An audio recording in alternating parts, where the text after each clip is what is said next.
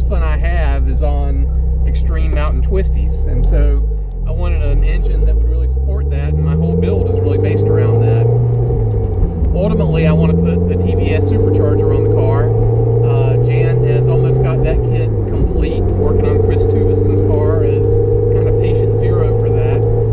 And sometime later this year, I plan to put the TVS with the Vipec engine control system, front mount intercooler, dual pass radiator on here. And that'll be more or less my final setup. Might make some suspension changes and things after that, but the engine will be pretty much done at that point, with a target somewhere just a little bit north of 300 horsepower, maybe a little more.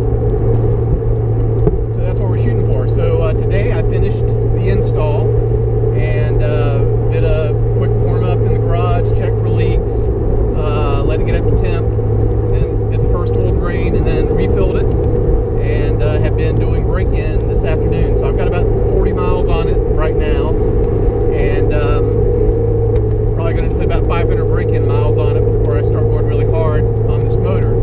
But there's a lot of fun that you can have below about 6,000 RPM. It's really torquey, and it really goes.